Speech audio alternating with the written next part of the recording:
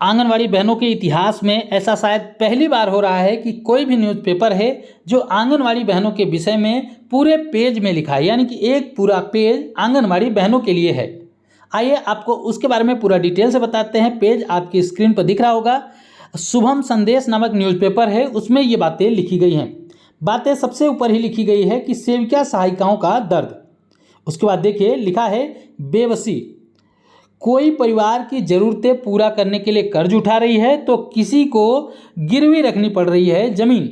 दूसरों का दुख दर्द बांटने वाली आंगनवाड़ी केंद्र की सेविका सहायिकाओं का दर्द समझने वाला कौन।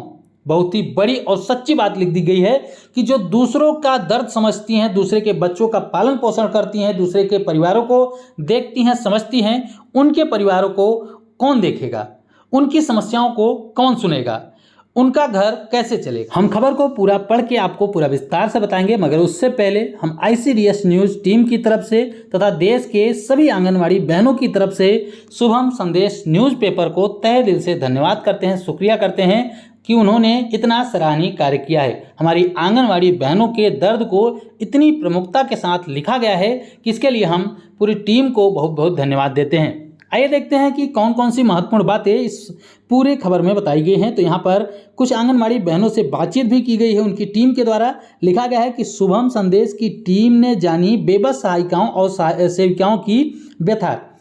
एक है माया जी, उन्होंने लिखा है कि परिवार की ज़रूरत को पूरा करने के लिए कर्ज लेना पड़ रहा है। दूसरी सेविका है, उनका कहना है कि सेविका सहायिका ही कुपोषित हैं तो कैसे दूर होगा कुपोषण। उसके बाद लिखा गया है, एक हमारी बहन है अनीता देवी जी, उन्होंने लिखा है कि 19 माह का मानदेय नहीं दिया गया है अभी तक उनको। इसके अलावा रिंकी देवी जी हैं, उनका कहना है कि काम के बाद भी परिवार पर बोझ ही है, यानी कि उनका परिवार नहीं चल पा रहा है। इसके बाद बेटी कॉलेज जाती है और रांची, उनको किराया देने के लिए उनके पास पैसे नहीं होते, इनकी ये समस्या है। उसके बाद एक बहन है मीना जी लिखते हैं कि पैसे के अभाव में इस साल धान रोपाई कैसे करेंगे, यानी कि वो खेती नहीं कर पा रही हैं, उनको पैसे नहीं मिल पा रहे हैं। इसके अलावा उमा देवी जी हैं, वो लिखती हैं कि घर की मरम्मत करवानी थी, नहीं करवा सके। इसके अलावा रजनी बहन हैं, वे लिखती हैं कि पति पत्नी दोनों विकलांग हैं, भूखे मरने की नौबत आ चुकी है। उसके बाद लिखा गया है कर्ज लेकर करना पड़ रहा है आंगनवाड़ी का काम, ये सरिता बहन है, उनके द्वारा बताया जा रहा है। इसके अलावा तमाम और भी बहनों की बातें यहाँ पर लिखी गई हैं, जैसे स्कूल वाले फीस के लिए बच्चों को परेशान करते हैं लेकिन पैसे नहीं दे पाती हैं बहनें। इसके अलावा ललिता बहनें वे लिखती हैं कि पति जो है मजदूरी करते हैं तब घर चलता है, यानी कि उनको जो मानदेय मिलता है उसमें घर नहीं चल पा रहा है। एक तो उनको मानदेय कम मिलता है, वो भी मानदेय उनको नहीं मिल पाता है। उसके बाद सरिता देव जी हैं, उन्होंने लिखती हैं कि उधारी के पैसे से चलाना पड़ता है सेंटर। उसके बाद महामुनि मुर्मू जी हैं, वो बहन हैं, वे लिखती हैं कि उचित आहार के लिए मेरे बच्चे को कुपोषित हो गया, यानी कि वे अपने बच्चों को कुपोषण से दूर नहीं कर पा रही, यानी कि उनके घर परिवार में इतने पैसे नहीं आ पा रहे हैं कि वे अपने बच्चों को कुपोषण से दूर रख सकें। इसके अलावा कौशल्या देवी जी हैं, उनका कहना है कि जब दुकानदार पैसा लेने आता है तो छुप जाते हैं, यानी कि जो पैसे उधार करके आती हैं हमारी आंगनवाड़ी बहनें, तमाम आंगनवाड़ी बहनों के साथ ऐसी समस्याएं हो रही हैं, क्योंकि उनको जब पैसे समय से मिलेंगे ही नहीं तो वे दुकानों से उधार लेती हैं, और जब दुकानदार पैसे मांगने आते हैं तो हमारी आंगनवाड़ी बहनों को छुपना पड़ता है। काफ़ी शर्म की बात है हमारे लिए भी, हमारे सरकार के लिए भी, कि क्यों ऐसा हो रहा है। जो बहनें धरातल स्तर पर काम कर रही हैं, सरकार की हर एक योजना को जमीनी स्तर पर लागू कराने का काम कर रही हैं, उनके बच्चे वे खुद कुपोषित हो रही हैं।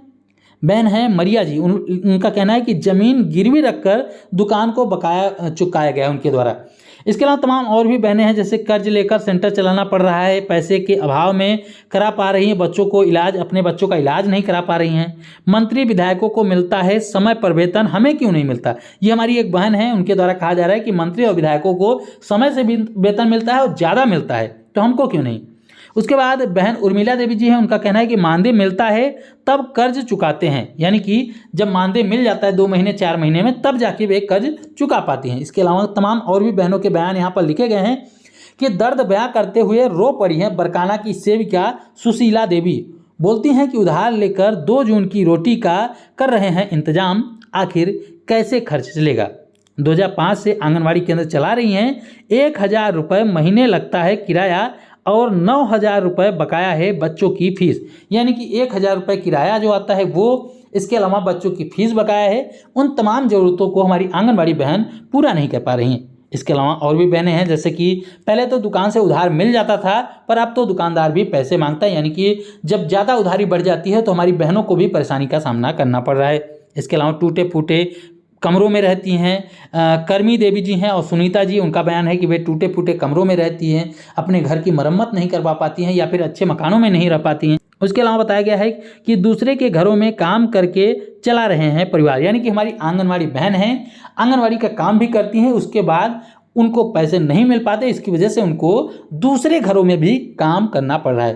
तो ये नौबत आ चुकी है। इसके अलावा तमाम और भी बयान यहाँ पर इनके द्वारा लिए गए हैं। काफ़ी अच्छा लग रहा है कि उन्होंने काफ़ी बहनों से बातचीत की है, कई जगहों पर विजिट किया है, उसके बाद उन्होंने इस बयान को अपने पेपर में प्रमुखता के साथ छापा। तो यहाँ पर बहुत ही ज़्यादा प्रमुखता के साथ हमारी आंगनवाड़ी बहनों की जो समस्याएं हैं उनको बताया गया है। मैं चाहूँगा कि जितनी भी हमारी आंगनवाड़ी बहनें इस वीडियो को देख रही हैं, चाहे आप किसी भी राज्य से हों, इस वीडियो को इतना ज़्यादा शेयर करें कि सरकारों तक, मंत्रियों तक, यहाँ तक हमारे प्रधानमंत्री तक, हमारे मुख्यमंत्रियों तक, इसके अलावा राष्ट्रपति तक, सबके पास ये बात पहुँच सके, ये बातें समझ सकें कि इतनी समस्याओं का सामना हमारी आंगनवाड़ी बहनों को करना पड़ता है। तो शायद कहीं ना कहीं उनकी आंखें खुल जाएं और हमारी आंगनवाड़ी बहनों के लिए अच्छे कदम उठा सके। और हमारे शुभम संदेश न्यूज़पेपर के लिए, इस सराहनीय काम के लिए, हमारी आंगनवाड़ी बहनों के दर्द को इतनी प्रमुखता के साथ सामने रखने के लिए वीडियो को लाइक ज़्यादा करें, शेयर जरूर करें। इसके अलावा आंगनवाड़ी से जुड़ी हुई अगर महत्वपूर्ण खबरों को पाना चाहते हैं, अपनी आवाज़ को प्रमुखता के साथ सरकार के सामने, लोगों के सामने रखना चाहते हैं और चैनल को सब्सक्राइब नहीं किया है तो चैनल को जरूर सब्सक्राइब कर लें। इस वीडियो में इतना ही, फिर मिलेंगे अपनी नई वीडियो में कुछ महत्वपूर्ण खबरों के साथ। तब तक के लिए नमस्कार, जय हिंद।